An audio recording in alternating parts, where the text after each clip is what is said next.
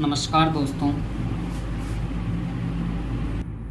आपका हमारे YouTube channel NCERT education hub में आपका स्वागत है। तो दोस्तों, आज का जो वीडियो है इसके अंदर मैं आपको बताने वाला हूं कि जो हमारा कक्षा 9 का NCERT के अंदर आपके राजनीतिक विज्ञान यानी कि पॉलिटिकल साइंस के अंदर चैप्टर 4 है, जिसका नाम है संस्थाओं का कामकाज। यानी कि जो संस्थाएं संचालित होती है, हमने पहले 3 लेसन हमने कंप्लीट किए हैं, उनकी प्लेलिस्ट आपको मिल जाएगी। और आज का जो वीडियो है संस्थाओं का कामकाज, तो इसी पर हम चर्चा करेंगे कि किस प्रकार से जो संस्थाएं रहती है वो कामकाज कैसे क्या करती है और कौन कौन सी संस्थाएं रहती है और उनके पास में क्या क्या चीजें रहती है, तो वो कैसे फैसले रहती हैं, सभी पर हम बात करेंगे। तो पहले हम छोटा सा इसका परिचय हम पढ़ लेते हैं संस्थाओं का कामकाज के संबंध में, ताकि हमें आसानी रहेगी अपनी नॉलेज गेन करने में। लोकतंत्र का मतलब लोगों द्वारा अपने शासकों का चुनाव करना भर नहीं है, यानी कि चुनाव करना ही केवल नहीं रहता है। लोकतांत्रिक व्यवस्था में शासकों को भी कुछ कायदे कानूनों को मानना होता है और उन्हें भी संस्थाओं के साथ और संस्थाओं के भीतर ही रहकर काम करना होता है। यह अध्याय लोकतंत्र में संस्थाओं के कामकाज से संबंधित है। हम इसमें समझने का प्रयास करेंगे कि हमारे देश में किस तरह महत्वपूर्ण फैसले लागू होते हैं। तो दोस्तों, हम ये भी देखेंगे इसके अंदर कि हमारे जो फैसले होते हैं उनमें संबंधी विवादों को किस प्रकार से हम सुलझाते हैं, क्योंकि हर जगह पे अलग अलग कोई भी मसले हो जाते हैं, तो उन्हें कैसे हम उन्हें हैंडल करेंगे, ठीक है। और जो संस्थाएं हैं उनमें महत्वपूर्ण जो भूमिका निभाती है, उनमें विधायिका हमारी रहती है, न्यायपालिका रहती है और एक कार्यपालिका रहती है, ठीक है। इन तीनों में ये हम विस्तार से चर्चा करेंगे। तो हम आपने भी पहले की कोई कक्षाओं में आपने इनके संबंध में आपने जानकारी प्राप्त करे होंगे, तो आपको उन्हीं के समकक्ष में हम वर्णन करके कुछ और महत्वपूर्ण सवालों पर ध्यान देंगे, और ताकि हर संस्था के संबंध में आपका जो भी प्रश्न है कि किस तरह से काम करती है और एक संस्था दूसरी संस्था के साथ में कैसे जुड़ी रहती है और क्या का काम कम या ज्यादा लोकतांत्रिक बनाती है, और इन इस अध्याय को हम जो समझना चाहेंगे उसका जो उद्देश्य कि किस तरह से संस्थाएं मिलकर सरकार का काम करती है। कई बार हम इनकी तुलना दूसरी लोकतांत्रिक व्यवस्थाओं की इसी तरह की संस्थाओं से करते हैं, और अध्याय में हम राष्ट्रीय स्तर पर सरकार के कामकाज के उदाहरण देंगे। राष्ट्रीय स्तर पर भारत की सरकार को केंद्रीय या संघीय सरकार भी कहा जाता है।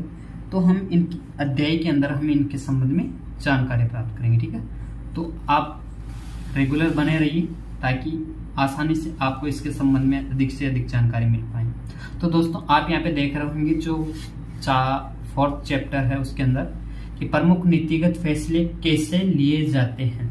जो प्रमुख नीतिगत फैसले होते हैं वो कैसे लिए जाते हैं, कौन सी संस्थाएं लेती है, उनके बारे में हम जानकारी लेंगे। एक सरकारी आदेश, यानी कि सबसे अच्छा समझने का यह है कि आप एक कहानी टाइम में समझे, एक घटना के संबंध में देखें। तो यहाँ पे हमें एक सरकारी आदेश है जो 13 अगस्त 1990 के दिन भारत सरकार ने एक आदेश जारी किया और इसे कार्यालय ज्ञापन कहा गया। सभी सरकारी आदेशों की तरह इस ज्ञापन पर भी एक संख्या थी, और यह आदेश संख्या है कि OM नंबर, जिसमें ये आप नंबर देख सकते हैं। और ये आप कभी भी इस प्रकार से देंगे तो आपको वहाँ पे नंबर मिलते हैं, या तो आपका उस सीट का नंबर मिलता है, एक क्रमांक रहता है, आप जानते हैं, तो उनका नंबर आपको दिया होता है। तो ये फैशन मंत्रालय के कार्मिक और प्रशिक्षण विभाग के एक संयुक्त सचिव ने अपने आदेश पर दस्तखत किए थे, ठीक है। और ये एक छोटा सा आदेश है कि मुश्किल से 1 पन्ने का है, और अगर आप इसे ध्यान से देखेंगे तो आपको वैसा आम सर्कुलर या नोटिस लिखे जैसे आपने स्कूल में देखे होंगे, या रोज आप विभिन्न मसलों पर आप सरकार के सैकड़ों आदेश जारी होते हैं, वहां पे आप देखे होंगे। लेकिन यह आदेश बहुत ही महत्वपूर्ण था, कई सालों तक विवाद का कारण भी बना। और देखते हैं इसके अंदर क्या निर्णय लिया गया और इसके बाद में क्या हुआ, सरकार की जो नीतिगत फैसले की गई उनमें क्या कहा गया। तो दोस्तों, ये आप देख सकते हैं एक GI deputy of pre and TRG OMR number जो भी है, ये इसका सब्जेक्ट जो था कि 27 reservation for socially and educationally backward classes in civil posts and services. जो फॉर सिविल है उनके बारे में ये है कि यहाँ पे 27% वैकेंसी थी उनके संबंध में लिखा गया है। तो दोस्तों इसमें जो सब्जेक्ट आपको यहाँ पे देखा, और एक जस्टिस के नीचे आपको एक और शो कर देता हूँ, आप इन्हें वीडियो को रोक के आप आसानी से इसे विस्तार से पढ़ पाएंगे, वैसे इतना इम्पोर्टेंट ये है नहीं। और यहाँ पे ये reservation for other backward classes in civil post and services under in government of India regarding, जो गवर्नमेंट ऑफ इंडिया के अंदर जो पोस्ट सर्विसेज आती हैं उनके बारे में है। तो ये जानकारी आप यहाँ से थोड़ा सा इसे आप पढ़ लीजिएगा, ठीक है। इतना महत्वपूर्ण नहीं है, नहीं पढ़ेंगे तब भी काम चल जाएगा, ठीक है। और जो इनके अंदर जो फैसले थे उन्हीं के संबंध में छोटी सी जानकारी हम जुटाना चाहेंगे कि भारत सरकार के सरकारी पदों की सेवाओं में 27% जो रिक्तियां थी, ठीक है, जो अभी हमने जो पहले आपको बताया था मैं 2 नोटिस उनके बारे में ये आगे जानकारी है कि 27% रिक्तियां सामाजिक व शैक्षणिक दृष्टि से पिछड़े वर्गों के लिए आरक्षित होंगी। अब तक जिन जाति समूहों को सरकार पिछड़ा मानती है उन्हीं का एक और नाम socially and educationally backward classes. अब तक नौकरी में आरक्षण का लाभ केवल अनुसूचित जाति व जनजातियों को ही मिल रहा था। अब SBI सामाजिक और शैक्षणिक दृष्टि से पिछड़े वर्गों के लिए भी तीसरी श्रेणी तैयार की जा रही है और इनके लिए 27% का अलग कोटा तैयार किया जा रहा था। अन्य लोग इन 27% नौकरियों के लिए प्रतियोगिता नहीं कर सकते थे, यानी कि 27% तो इनके लिए ही था। ये वही है आरक्षण वाली, ठीक है। आगे चलते हैं कि निर्णय करने वाले निर्णय लेते हैं उनके बारे में छोटी सी जानकारी कि इस ज्ञापन को जारी करने का फैसला किसने किया। जाहिर है कि अकेले उस व्यक्ति ने इतना बड़ा फैसला तो नहीं लिया होगा, ठीक है, क्योंकि अकेला व्यक्ति इतना बड़ा फैसला तो नहीं ले सकता है। और जिसके हस्ताक्षर उस दस्तावेज पर थे वह अपने मंत्री द्वारा दिए गए निर्देशों को लागू करने वाला अधिकारी थे और काम और प्रशिक्षण विभाग के मंत्री ने भी खुद ही यह निर्णय नहीं लिया होगा। आप अनुमान लगा सकते हैं कि इतने बड़े निर्णय, देखिए कितना बड़ा निर्णय, 27% के बारे में, ठीक है। और ये भी जो नई एक तीसरी श्रेणी बताई गई उसके बारे में। तो आप वहाँ से आपने पहले भी कुछ कक्षों में आपने पढ़ा होगा इनके बारे में, और इनके ऐसे छोटा सा हम नज़र इन पे डाल लेते हैं। इनके कुछ बिंदु हैं जिनमें राष्ट्रपति राष्ट्राध्यक्ष होता है, राष्ट्र का अध्यक्ष होता है, और औपचारिक रूप से देश का सबसे बड़ा अधिकारी राष्ट्रपति होता है। प्रधानमंत्री सरकार का प्रमुख रहता है और दरअसल सरकार की ओर से अधिकांश अधिकारों का इस्तेमाल भी प्रधानमंत्री करता है और प्रधानमंत्री कानून व्यवस्था जो भी सरकारें रहती है उनके बारे में भी प्रधानमंत्री अधिक निर्णय लेता है। प्रधानमंत्री की सिफारिश पर राष्ट्रपति मंत्रियों की नियुक्त करता है। सिफारिश प्रधानमंत्री से लेनी पड़ती है, नियुक्ति राष्ट्रपति करता है, ठीक है। ये क्वेश्चन आपके लिए बन सकता है। इनसे बनने वाले मंत्रिमंडल की बैठक में ही राजकाज से जुड़े अधिकतर निर्णय लिए जाते हैं। और संसद में राष्ट्रपति और 2 सदन होते हैं, लोकसभा और राज्यसभा। 3 हो गए, राष्ट्रपति, लोकसभा और राज्यसभा। प्रधानमंत्री को लोकसभा के सदस्यों को बहुमत का समर्थन होना जरूरी रहता है और वही प्रधानमंत्री बनता है, जो लोकसभा के अंदर अधिक बहुमत मिलता है वो। तो हम कार्यालय जो ज्ञापन है इससे हम शामिल कर सकते हैं और इसके बारे में थोड़ा पता जरूर कीजिएगा, ठीक है। आगे चलते हैं कि यह एक सरकारी आदेश एक लंबे घटना चक्र का परिणाम था और भारत सरकार ने 1999 की बात में दूसरी पिछड़ी जाति आयोग गठित किया गया, यानी कि 1979 के अंदर दूसरा पिछड़ी जाति आयोग गठित किया गया और इसकी अध्यक्षता बीपी मंडल ने की थी। बीपी मंडल ने, ये क्वेश्चन बन सकता है आपके लिए, ठीक है। इसी के कारण इसे आमतौर पर मंडल आयोग कहते हैं और इसे भारत में सामाजिक और शैक्षणिक दृष्टि से पिछड़े वर्गों की पहचान के लिए मापदंड करने या तय करने और उनका पिछड़ापन दूर करने के उपाय बताने का जिम्मा सौंपा गया। इस आयोग ने 1980 में अपनी सिफारिशें दी। आयोग द्वारा सुझाए गए उपायों में एक सिफारिश थी सरकारी नौकरियों में सामाजिक और शैक्षणिक दृष्टि से पिछड़े वर्गों को 27% आरक्षण देना, ठीक है। और इसके बारे में संसद में भी चर्चा हुई। कई वर्षों तक इसके अंदर पार्टी और सांसद जो थे इन्हें लागू करने की मांग करते रहे और फिर 1989 का लोकसभा चुनाव आता है, ठीक है। 1989 का जो लोकसभा चुनाव आता है उसी में फिर जो आगे क्या होता है वो हम जानकारी लेते हैं कि जनता दल ने अपने चुनाव घोषणा पत्र में वादा किया था कि सत्ता में आने पर वो मंडल आयोग की सिफारिशों को लागू करेगा और चुनाव के बाद जनता के दल की सरकार बनेगी। तो दोस्तों, हम बात कर रहे हैं कि जनता दल ही सरकार बनी और इसके जो नेता थे वो वीपी डक्स प्रधानमंत्री बने। और इसके बाद में जो घटनाएं हुई उनके बारे में हम छोटी सी जानकारी यहाँ पे उनके बारे में चर्चा करेंगे। नई सरकार ने संसद में राष्ट्रपति के भाषणों के जरिए मंडल रिपोर्ट लागू करने की अपनी मंशा की घोषणा की और 6 अगस्त 1990 को केंद्रीय कैबिनेट की बैठक में इसके बारे में एक औपचारिक निर्णय किया गया। और अगले दिन जब प्रधानमंत्री वीपी ने एक बयान के जरिए इस निर्णय के बारे में संसद के दोनों सदनों को सूचित भी और इस मसले पर जब कैबिनेट के फैसले को कामुकता प्रशिक्षण विभाग को भेज दिया गया।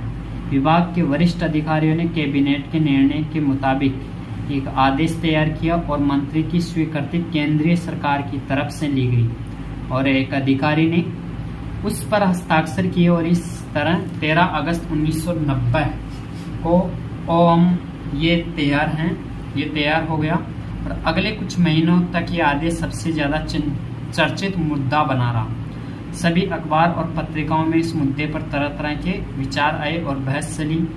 इसके चलते कई प्रदर्शन व जवाबी प्रदर्शन हुए। इनमें से कुछ हिंसक भी थे।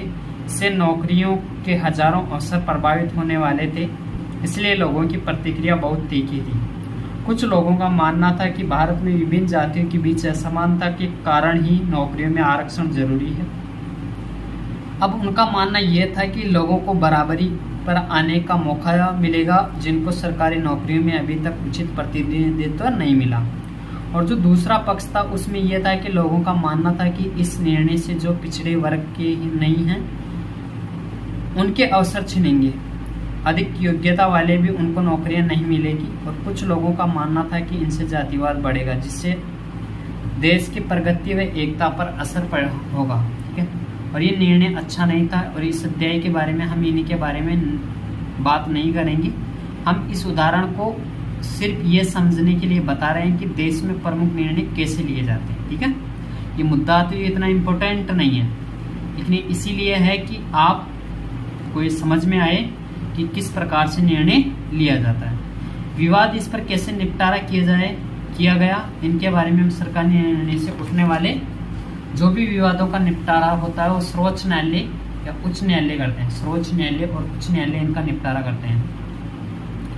तो इस आदेश के विरोधी में कुछ लोगों व संस्थाओं ने अदालत में कई मुकदमे दायर किए। यानी कि आपको पता है कि कई पक्ष में रहते हैं तो कई विपक्ष में भी रहते हैं।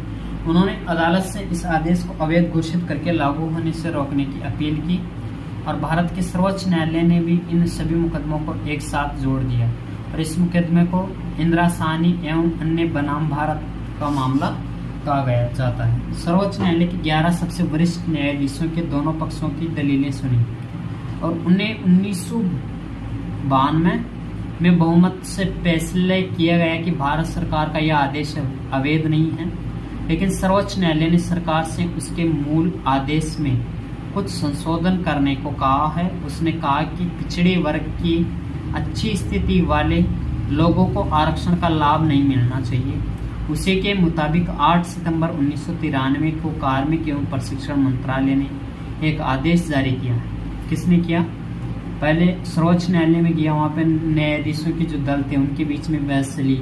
उसके बाद में प्रशिक्षण मंत्रालय को एक आदेश दिया गया और ये विवाद सुलझाया गया। तभी से इस नीति पर अमल किया जा रहा है। अब उसके बारे में ये देखिए, आरक्षण के मामले में किसने क्या लिया? सर्वोच्च न्यायालय। उसने क्या कि मंडल आयोग की सिफारिशों को लागू करने की औपचारिक घोषणा की सर्वोच्च न्यायालय ने। कैबिनेट ने क्या किया? आदेश जारी करके घोषणा को लागू किया और राष्ट्रपति ने क्या किया? 27% आरक्षण देने का फैसला किया और सरकारी अधिकारी इसे वैध करार दिया गया।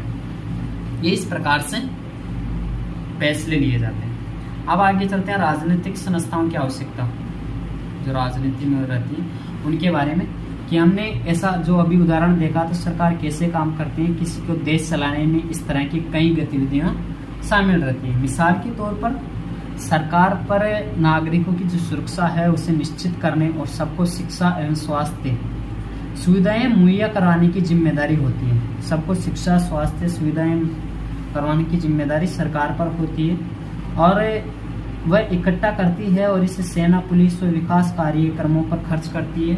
वह विभिन्न कल्याणकारी योजनाएं बनाकर इन्हें लागू करती है। कुछ व्यक्तियों को इस गतिविधियों को चलाने के लिए फैसला करना होता है तो कुछ लोगों को लागू करना होता है। अगर इन फैसलों को लागू करने पर कोई विवाद उठता है तो ये तय नहीं है करने वाला कोई भी होना चाहिए कि क्या सही है और क्या गलत है। इन सबके लिए जानना भी जरूरी है कि कौन किस काम को करने के जिम्मेदार हैं और ये भी जरूरी है कि भले ही प्रमुख पदों पर बैठे लोग बदल जाएं लेकिन गतिविधियां जारी रहें। कभी कभी ये हो जाता है कि ट्रांसफर हो जाते हैं तो वो क्या करते हैं, वो अधिकारी फिर उस चीज़ को उठा के नहीं देखते और नए मसलों पर वो शुरू कर देते हैं, जिसके कारण क्या रहता है कि जो पुराने जितने भी मामले होते हैं वो दब जाते हैं और जिसके कारण उन पर चर्चाएं नहीं होती हैं।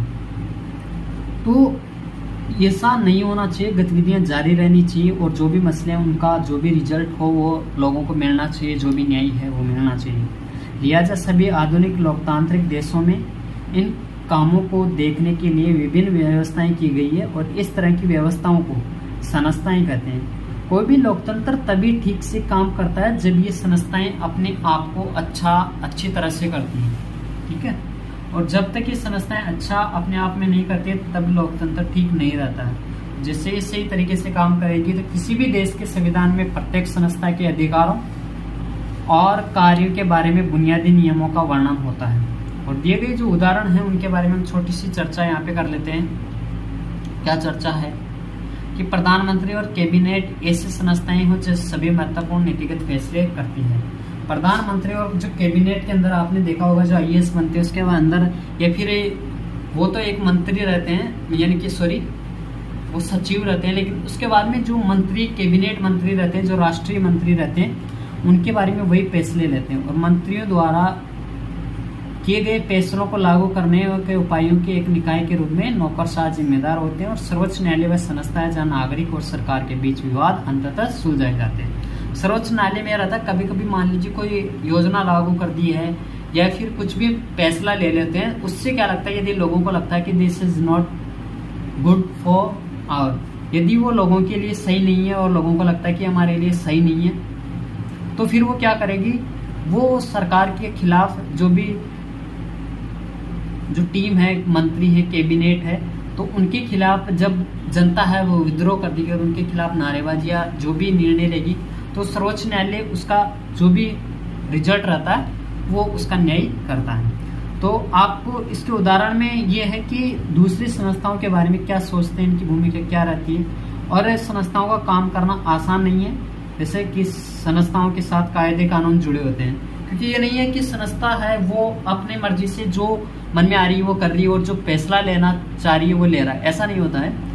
उन्हें भी जवाब देना पड़ता है और जो मंत्री जो व्यक्ति रहते हैं वो सर्वोच्च न्यायालय को और जो कोर्ट रहता है उन्हें जवाब देना पड़ता है संस्थाओं की कि ये सही है तो किस प्रकार से है और यदि गलत रहती है तो उनका भी जवाब देना पड़ता है और इनसे नेताओं के हाथ बंध सकते हैं। और सरकार के जो कामकाज रहते हैं उनके बारे में बैठकें होती है, कुछ समितियां, कुछ रूटीन काम होता है।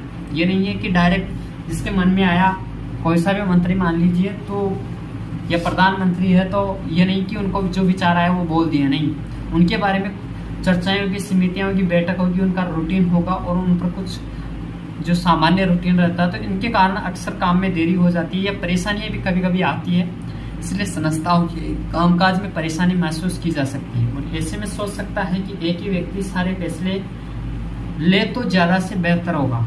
कायदे कानून और बैठकों की क्या जरूरत है, ये सोच लोकतंत्र की बुनियादी भावना के अनुकूल नहीं है कि क्या जरूरत है इनकी, ये अच्छा नहीं है। क्योंकि जितना उस पर चर्चा करेंगे, उस पर निष्कर्ष, तर्क और वितर्क देंगे, जितना ही अच्छा रिजल्ट मिलेगा। तो थोड़ा वक्त लग जाता है वैसे और कई मायने में उपयोगी होता है। कभी कभी फैसले अनेक लोगों की राय विचार करने का अवसर मिल जाता है और संस्थाओं के कारण एक अच्छा फैसला झटपट करना आसान नहीं होता है, लेकिन संस्थाएं बुरा फैसला भी जल्द ले पाने मुश्किल बना देती है और इसके कारण लोकतांत्रिक संस्थाएं, सरकारें रहती है वो संस्थाओं पर जोर देती है।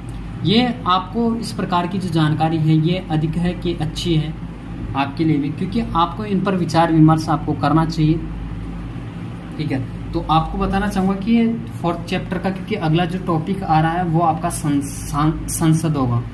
ये जो आपको दिख रहा है ये संसद आपका टॉपिक होगा, तो इसको हम अगले वीडियो के अंदर कवर करेंगे। जब तक के लिए आप इसे अच्छे से देखिए और अपने दोस्तों के साथ में शेयर कीजिए। जय हिंद, जय भारत।